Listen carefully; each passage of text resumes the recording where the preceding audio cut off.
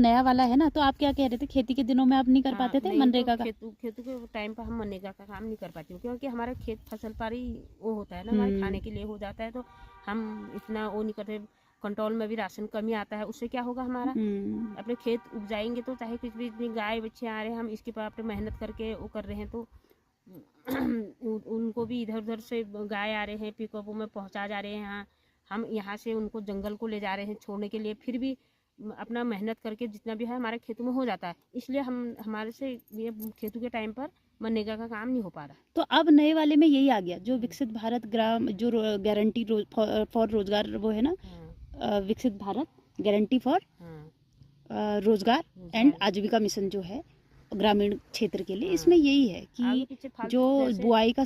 वो होता है ना, बुआई का सीजन हो गया आपका, और ये कटाई वाला सीजन हो गया, इसमें 60 दिन की काम नहीं होगा उस दिन, क्योंकि ग्रामीण परिवेश के हिसाब से देखें तो लोग जो होता है अपने कृषि कार्य में व्यस्त रहते हैं। तो इसके लिए अब सरकार ने ही, जो आप 100 दिन कह रहे थे ना कि आप लोग तो करते ही हैं उसमें कार्य, तो अब वो एक जॉब कार्ड जैसे होता था उस पर 100 दिन का होता था पूरे परिवार के लिए, अब वो बढ़ के 125 हो गया है ना, तो 125 दिन का तो है ही है,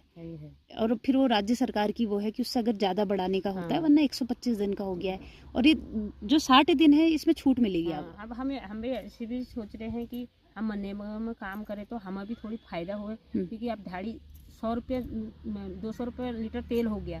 उसमें दिन भर अपने घर गृहस्थी छोड़ के, अपनी गाय बच्चे छोड़ के, अपनी बर्बादी करके औरत वहाँ आएगी, मनरेगा में आएगी, 200 रुपये से क्या करेगी। तो इसलिए हम कह रहे हैं कि अब इसमें अपना वो रख रहे हैं, प्रस्ताव रख रहे हैं कि इसमें दिहाड़ी भी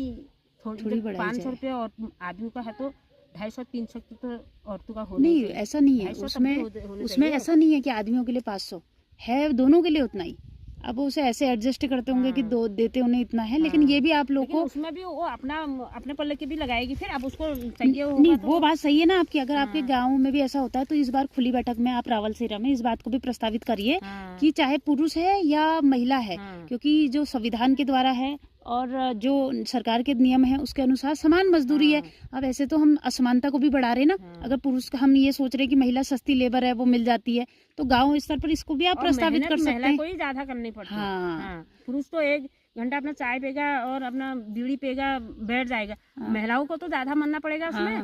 काम तो ज्यादा महिलाएं करते हैं और दिहाड़ी भी कम महिलाएं क्यों नहीं, लेकिन सरकार की ओर से ऐसा नहीं है, वो तो हम लोगों ने प्रचलन में ले आए ना ऐसा कि पुरुष जो है शक्तिशाली है, ज्यादा वो है, वो ज्यादा काम कर लेता है और महिलाएं कम, ऐसी अवधारणा अगर ऐसा है तो भैया गांव की तो खेती ठप हो जाती है, सारे भारी भरकम काम है, ले जाना वे जाना सब महिलाएं करती हैं, तो कोई ताकत की कमी थोड़ा ना है उनके पास। तो पहले तो आप गांव स्तर पर भी इस चीज को अच्छा करने की कोशिश करिए इस बार प्रस्ताव में।